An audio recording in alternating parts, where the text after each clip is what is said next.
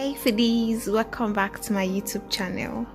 Today we're going to be making some rock buns, and to all my first time viewers, you are most definitely welcome. So please click on that subscribe button and let's get cooking. First things first, there is no baking or frying any confectionery without flour. So that is the first ingredients that we're going to be needing. And also don't forget to check the description box for the measurements, because everything is just going to be listed out in the description box below.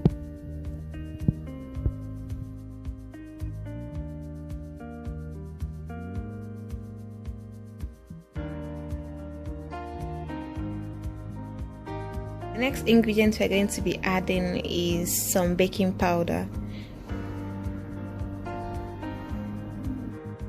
I didn't have nutmeg in the house, so I had to go with cinnamon. Either of them can do the trick. Just choose your preference and add a tablespoon of either of them. Now go in with my salt. Just bear in mind that these ingredients are in no order at all, so you can just add as you want. The only thing you have to bear in mind is that the dry ingredients come first and then following the wet ingredients. And now I've just added some sugar. Once you've added all the ingredients that you need, the next thing we're going to do is to stir to combine all those ingredients and to incorporate all of those ingredients together. So once that is done, we're just going to create a hole to welcome our wet ingredients. So for the wet ingredients, because we are making rock buns, all your wet ingredients has to be cold, from the egg down to the milk, the water, and everything has to be cold because we are making rock buns.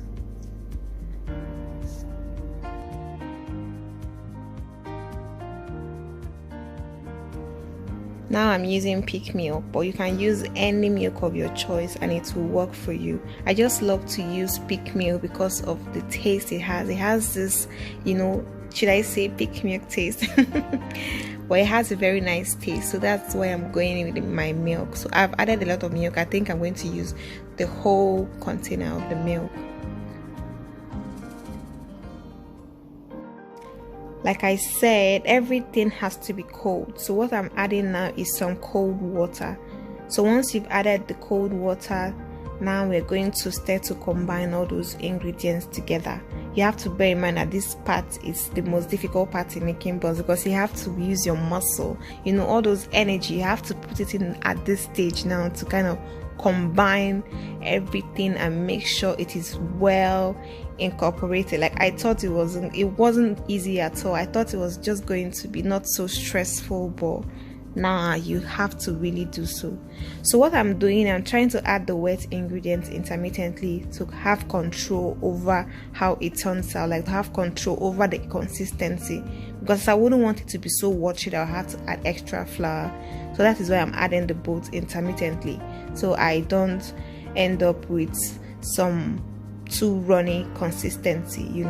I can actually arrive at the consistency I'm going for, because like this I have control over this. So try not to add everything at once.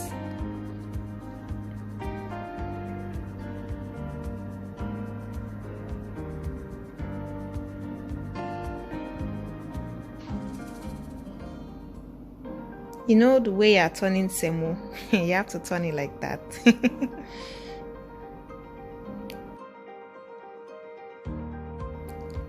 So I saw that I needed more water. I had to add more water, and roughly what I added for these buns was about a cup of cold water, and that was just okay. So I didn't need any extra water for these buns, for this recipe. So you have to make sure you turn like this part. I'm telling you, it's not easy at all. Just try to get through this stage. Once you've gotten through this stage, your recipe is, you're already done with the most difficult part.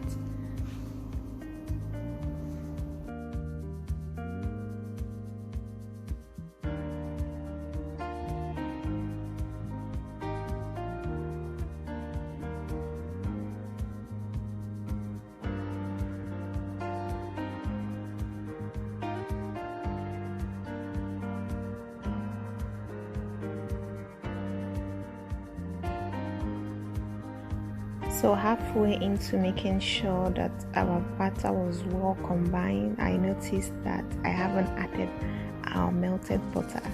So I just had to quickly add it in. What I prepared already for this was about 5 tablespoons of melted butter, but after I added the 5 tablespoons, I saw the little extra remaining, so I just decided to roughly add that in. At least there's no harm in that. It's just about an extra tablespoon of melted butter. So once I did, I saw the difference in like trying to combine the batter. It was way easier. Like it wasn't as difficult as it was the first time. So once I added the butter, I just needed to give it quite a good stir for about 5 minutes at least, to get your consistency very fluffy, not to like, to get your buns to have that fluffy texture. So that 5 minutes it seemed like a long time. Like turning this thing was not easy at all, but once we were done with that, you could have your buns to thank for.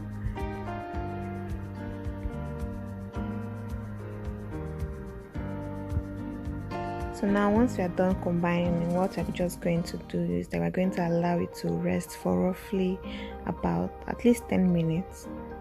Once the dough is well rested, then we are ready to fry. So you can see the consistency was just perfect.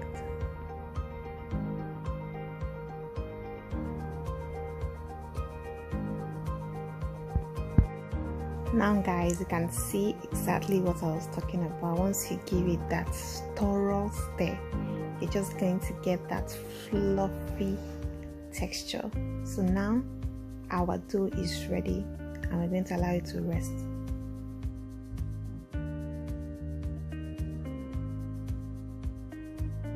Now we are ready to fry our buns.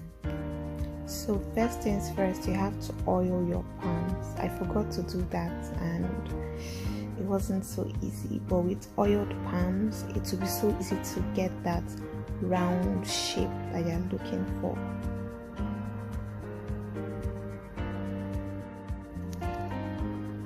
So this recipe actually is not the first time. I don't know, but if like you always try to do like a film, a food blogging or something to record, to create recipes, sometimes you end up trying to maybe get one recipe and you've made the video, you've made like several attempts to like get something that is pleasant to your viewers. Like the last buns I made, it was very tasty, but it was just looking like pancake. it wasn't round in shape, and you know what is buns without that round shape that you're looking for? It was just looking like, it tasted like buns, but no, it wasn't pleasant at all. And I tried as much as I could to convince myself, like, okay, why not just do it like that? You know, it doesn't always have to be perfect. But then I said, no, there is no need. I have to just do it perfect. Because if I can just try to get the round shape right, what about someone who is trying to learn, you know? So I had to recreate the recipe all over again. And to be honest, that is so stressful. Because if it's normal cooking that's normally supposed to take about an hour, it takes you 3 hours, because you have to do your meal prep, you have to film, you have to, everything is just, it was just, now I'm just laughing about it, but on that day, it wasn't funny at all. I tried to convince myself, but I just couldn't. I had to create it all over again.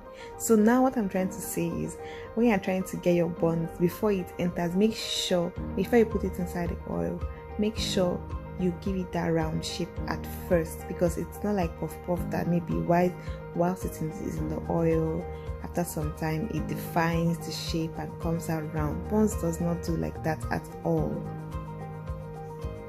I have to try to make sure that your batter is round shape, that way you are sure of getting your round buns shape. If not, you're just going to make the same you're just going to make the same pancake buns I made. At at this stage, I was just so excited that the buns came out just the way I wanted it to, like the shape and the texture and the taste, everything was just on 100, you know. But anyway, I hope you really enjoyed this recipe. Now that our buns is ready, we're just going to take it out of the oil and then fry the next batch. And here we have our yummy buns. Like, don't you want to just grab one for yourself? Like, like I loved everything about these buns. Like, if I tell you that these buns didn't last day, you won't believe me. But anyway, I so much enjoyed filming this recipe, and I hope you did enjoy watching it too. Don't forget to subscribe for more videos and share with a friend, and most importantly, thanks so much for watching. Bye.